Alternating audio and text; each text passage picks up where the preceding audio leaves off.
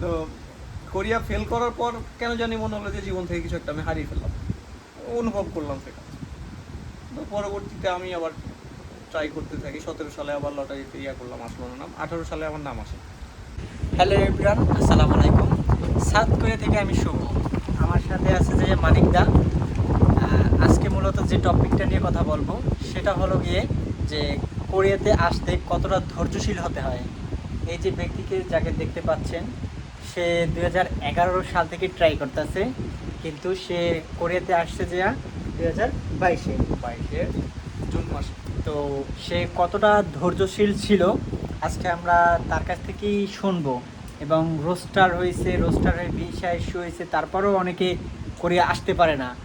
এর জন্য আমি যে বলবো যে রোস্টার হওয়ার পর বা ভিসা ইস্যু হওয়ার পরও যে যদি আপনারা মনে করেন যে কোরিয়াতে এসে পড়ছেন, সেটা হচ্ছে ভুল ধারণা আপনাদের। যতক্ষণে কোরিয়ার মাটিতে পাড়া না দিচ্ছেন ততক্ষণে আপনি নিশ্চিত না যে আপনি কোরিয়া আসছেন। যাই হোক, এই বিষয় নিয়ে কথা বলবো না। আজকে আমরা যে বিষয়টা নিয়ে কথা আলোচনা করতেছি সেটা হলো গিয়া এই যে 6 বছর ওয়েট করছে বা 6 বছর এই কোরিয়ার জন্যই, কোরিয়ার লাইফে বা কোরিয়া আসার জন্য যে লেগেছিল, সেই সম্পর্কে একটু আজকে আমরা মানিকদার কাছ থেকে কিছু জানতে চাই। এর জন্যই মূলত আজকে এই ভিডিওটা।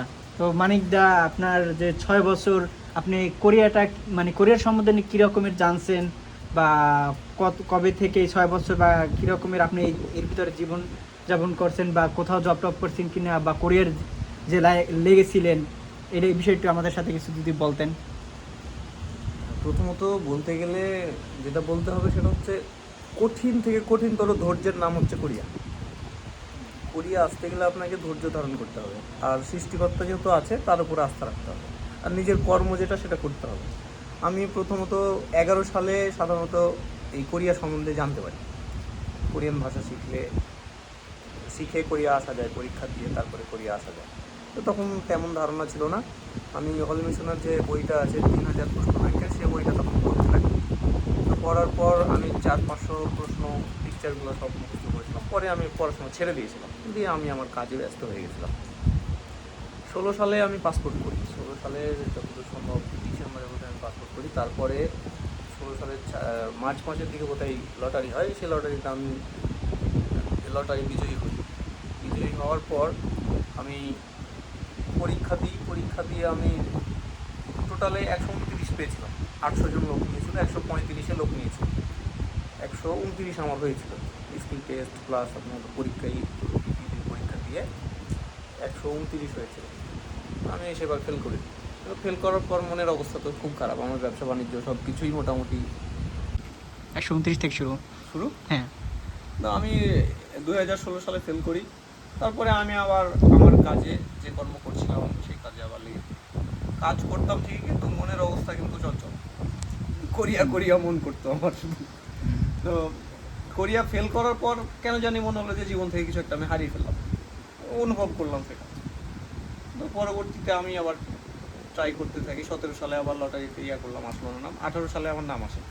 18 সালে নাম আসার পর পরীক্ষা দিলাম, পরীক্ষা দিয়ে পাশ করলাম। ভালোভাবেই পাশ করি। কত পাইছিলেন আপনি 2018-তে? 165 পাইছেন, তা তো অনেক ভালো রেজাল্ট করছেন। পরীক্ষাতে 165 পেয়েছিলাম, স্কিল টেস্টে পেয়েছিলাম 82। ও বাবা। তো ভালোভাবে পাশ করেছিলাম। তো মনে তখন একটা অন্যরকম তৈরি হয়েছিল যে কোরিয়া যাচ্ছে। তারপরে হঠাৎই পৃথিবীতে দুর্যোগ নেমে আসলো, করোনা নামের করোনা ভাইরাস। করোনাতে সব তছনছ হয়ে গেল। আচ্ছা, তো আমিও ভেতর থেকে তছনছ ছন্ন ছাড়া হয়ে গেছিলাম সেই সময়। সৃষ্টিকর্তাকে অনেক অনেক অনেক ডাকছিলাম, কিছু একটা হবে। তো শেষমেশ আমার 3বার, না তার আগে আমার পাসপোর্টের মেয়াদ শেষ হয়ে গেছিল। মেয়াদ শেষ হওয়ার পর তড়িঘড়ি করে আমি প্রায় 15,000 টাকা খরচা করে আর্জেন্ট পাসপোর্ট করে, কিন্তু ফেব্রুয়ারি মাসের একটা ইস্যু ছিল সেটা ধরার জন্য তড়িঘড়ি করে বয়েছে আবার পাসপোর্ট জমা দিয়ে করে এসেছিলাম। তো তারপরে সেটা তো হয়নি। এইরকম মানে 8টা ইস্যু চলে গেছে, বিষয় ইস্যু হইতেছে না। তারপরে আবার 3টা ইস্যু বাড়িয়ে দিয়েছে, মানে 6 মাস 1.5 বছর পর। মানে আপনার কি 1 বছর পর বোধহয়। রোস্টারের মেয়াদ তো 2 বছর থাকে, তো সেখানে কি 2 বছর মানে 1 বছর শেষ হয়ে গেছে? 2 বছর শেষ হয়ে গেছে। আমি 18 সাল, তো 18 সালে 21 সাল শেষ হয়ে গেছে। 22 সালের ফেব্রুয়ারি মাসের 24 তারিখ আমার ভিসা ইস্যু হয়েছে।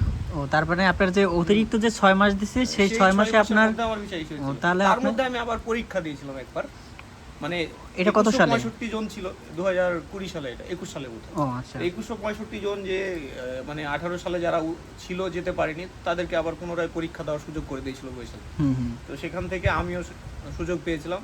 তো সেবার পরীক্ষা দিয়ে 150 পেয়েছিলাম আবার। ও এবার 150 150 পেয়ে তো আবার সে অপেক্ষার পর তো শেষ পেশ আমার অপেক্ষার অবসান হয় হচ্ছে 2022-এর হ্যাঁ 2022-এর ফেব্রুয়ারি মাসে আমার অপেক্ষার অবসান হয় সৃষ্টিকর্তার কৃপাতে। তো তারপরে আমি ট্রেনিংয়ে যাই, ট্রেনিং করলাম। ট্রেনিং করার পর একটা ইস্যু হয়, মানে একবার ভিসা নামার পরে পরের বার ভিসাতে আমরা খুব তড়িঘড়ি চলে এসেছিলাম। তো এই হচ্ছে আমার কোরিয়ার জার্নি। এখন তো কোরিয়া ঘুরছি।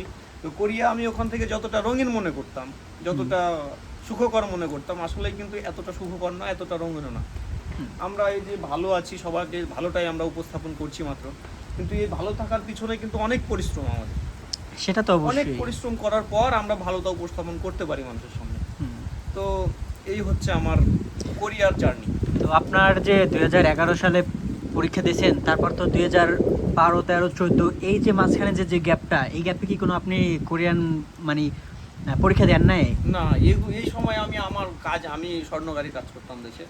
তো সেটার পেছনে আমি সময় দিয়ে পারিবারিক আর্থিক সমস্যার কারণে আমরা হয়তো করতে পারিনি। তো কাজের মধ্যে তখন ছিলাম। তো 16 সালে আমার তখন মানে 11 সালে আমার পাসপোর্টও ছিল না, আমি 16 সালে পাসপোর্ট করেছিলাম। তো তারপর থেকেই তো এই কোরিয়ার জার্নিটা শুরু, আর এই পর্যন্ত এখন আমি কোরিয়াতে বর্তমানে।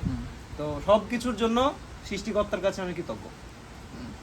যাই হোক, অবশেষে যে আপনি মানে আর 6 বছর অপেক্ষা করে যে কোরিয়াতে আসতে পারছেন, এটাই আল্লাহর কাছে লাখ লাখ শুকরিয়া। এর জন্য অনেকে তো কোরিয়াতে, আপনারও আগে যে 2011 থেকে শুরু করে এখনো অনেকে কোরিয়াতে আসতে পারে না, এমন লোকও আছে। আমার দেখা, আমাদের চাঁপাইনবাবগঞ্জের অনেক মানুষ কিন্তু মানে আপনার রোস্টার হয়ে প্রায় 2 বার ডিলেট হয়েছে। আচ্ছা, এমনও আমার এক চাচা আছে, তো ওই চাচা স্কিল টেস্টে 99 পেয়েছিল। হ্যাঁ। সারা বাংলাদেশের মধ্যে বোধহয় দ্বিতীয় না প্রথম হয়েছিল, আমার সঠিক জানা নাই। তারপরেও সে এখন পর্যন্ত কোরিয়াতে আসতে পারে। আসলে কোরিয়াটা আসাটা হচ্ছে যে লাক ফেভারের ব্যাপার। আর কোরিয়াটা মানে এখন বর্তমান তো মানে বাংলাদেশে যেমন সরকারি চাকরি সোনার হরিণের মতন, কিন্তু আর কোরিয়ান আসাটা হয়েছে যে এখন বর্তমানে কোরিয়া আসাটা বা জব পাওয়াটা হচ্ছে সোনার হরিণের মতন। কোরিয়াটা আমি মনে করি আমরা বাঙালিদের জন্য সত্যি একটা স্বপ্নের নাম। হ্যাঁ, সোনার চামচ, সোনার চামচ। আমার মতো একজন ছেলে মাসে একটা ভালো পরিমাণ উপার্জন করি, কিন্তু পরিশ্রম করেই করি, কিন্তু একটা ভালো উপার্জন আসে কিন্তু আমার। মানিক ভাই, আপনার বর্তমানে মানে মাসিক স্যালারি বাংলা টাকার কত পড়ে? কারণ ওয়ান তো হয়তো বা বাংলাদেশে সবাই তো বুঝবে না, আপনি যদি একটু বলতেন যে আপনার বর্তমান স্যালারি কত পড়ে মাসিক একটু, কারণ অনেকে আমাদের বলে যে ভাই আপনার বেতন কত, এই সম্বন্ধে কিছু জানতে চাই, একটু যদি বলতেন। স্যালারি বলতে কি সবারই তো স্যালারি সমান। যারা কোরিয়াতে অনেক দিন থেকে আছে, কোম্পানির সাথে ভালো রিলেশন হয়ে গেছে, তাদের বেতন মালিকের কাছ থেকে, তাদের কাজের অভিজ্ঞতা দেখিয়ে যাদের বেতন বেড়ে গেছে, সেটা আলাদা একটা, কিন্তু বেতন সবারই সমান। তার মধ্যে এখন কথা হচ্ছে যে কোম্পানিতে ওভারটাইম কাজ কেমন হয়, আপনি যেরকম পরিশ্রম করবেন, যত ঘন্টা ওভারটাইম আপনি বেশি করবেন, আপনি আপনার শরীর যত খাটাতে পারবেন, তত আপনার বেতন বেশি আসবে।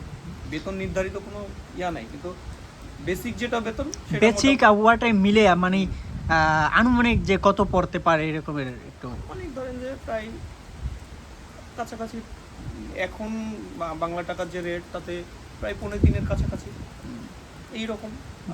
তাহলে তো অনেক টাকা, অনেক টাকা। বাংলাদেশের মানে 3 লাখ টাকা, স্বপ্ন। হ্যাঁ, বাংলাদেশের 3 লাখ টাকা, 2.5 লাখ টাকা বেতন পাওয়া মানে অনেক কিছু, অনেক মানে বড় কিছু একটা। হ্যাঁ, এটা বিশাল একটা বিষয় আমার কাছে, আমার মতো লোকের কাছে আমি মনে করি এটা সত্যি একটা স্বপ্ন। তো আপনার যে বর্তমানে যে কোরিয়ার যে জীবনযাপন করতেছেন, কোরিয়ার জীবনযাপন মানে এটা আপনার কাছে কেমন লাগতেছে? ভালো লাগতেছে না খারাপ লাগতেছে, একটু বলেন। কোরিয়ার জীবনযাপন মানে প্রবাসে যারা থাকে তারা আর্থিক দিক থেকে অনেক সুখী থাকলেও মানে আত্মিক দিক থেকে তারা সুখী না। কারণ পয়সা সব কিছু না, পয়সা হচ্ছে আপনার সুখ, শান্তি হচ্ছে পরিবার, আত্মীয় স্বজন। আপনি আপনি যদি আত্মীয় স্বজন পরিবারের সাথে সঙ্গ না থাকেন, এগুলো হচ্ছে সুখ শান্তি। আর অর্থ কখনোই আপনাকে শান্তি দিতে পারে না। তো কোরিয়াতে আমরা যারা আছি বা প্রবাসে যারাই আছি, তারা আর্থিক দিক থেকে খুব হ্যাপি। আমি মনে করি কোরিয়ার পরিবেশ, কোরিয়ার চলাফেরা, কোরিয়ার খাওয়া দাওয়া আমার কাছে সব ঠিক আছে, সব কিছুই ভালো। কিন্তু যখন মায়ের কথা মনে পড়ে, যখন ভাইয়ের কথা মনে পড়ে, যখন আত্মীয় স্বজনের কথা মনে পড়ে, আমার মতো সকলেরই আছে, কারো ছেলে আছে, মেয়ে আছে, ওয়াইফ আছে, কত কি আছে। তো এই দিক দিয়ে কোনো না কোনো, সব দিক থেকে তো আর পরিপূর্ণ হওয়া যায় না, তো কোনো না কোনো দিক থেকে একটু খামতি থেকে যায়, তো ওটুকু মেনে নিতে হবে। আর কোরিয়া মানেই তো হচ্ছে 3D, আপনাকে 3D স্বীকার করে আসতে হবে কোরিয়া। হ্যাঁ, কোরিয়ার কাজগুলো তো আসলে অনেক হার্ড, 3D এগুলো জেনেই মানে মূলত কোরিয়াতে আসতে হয়। হ্যাঁ, দিন শেষে যখন একটা আমরা মোটা অঙ্কের বেতন পাই, তখন যে মানে যে এই কাজগুলো করি বা আমরা বিদেশি থাকি ফ্যামিলি ছাইরা, তখন এগুলো আর মনে থাকে না, এই কষ্টটা দূর হয়ে যায়। না, আপনার জীবনে আপনি যত টাকা উপার্জন করবেন, তার 60% কিন্তু আপনার জন্য আপনি ব্যয় করতে পারবেন না। হ্যাঁ, আমরা যে অর্থগুলো উপার্জন করি, সেগুলো আমাদের আত্মীয় স্বজন, মা ভাই বোন যারা আছে, তাদেরকে ভালো রাখার জন্য, কিন্তু সব ছেলে না, অধিকাংশ ছেলেই কিন্তু। তো পয়সা হচ্ছে আপনাকে একটা অন্যরকম স্পিড তৈরি করে দেয় আপনার ভিতরে, বুঝতে পারলেন? তো সেটা মাসের তো 10 অবশ্যই। তারিখটাই আমার কাছে খুব ভালো লাগে। হ্যাঁ, যাই হোক, আপনাকে অনেক ধন্যবাদ। আপনার যে 6 বছর ওয়েট কইরা তারপর 2022-এ এসে ঢুকতে পারছেন, এটাও অনেক ভাগ্যের ব্যাপার। অনেকে তো এটা তো আগেও বলছি যে আসলে কোরিয়াতে রোস্টার হওয়ার পরেও হ্যাঁ, মানে কোরিয়াতে ঢুকতে পারে না, বা ভিসা ইস্যু হওয়ার পরও কিন্তু ঢুকতে পারে না। তো আপনি অনেক লাকি ম্যান। তাহলে ভালো থাকবেন।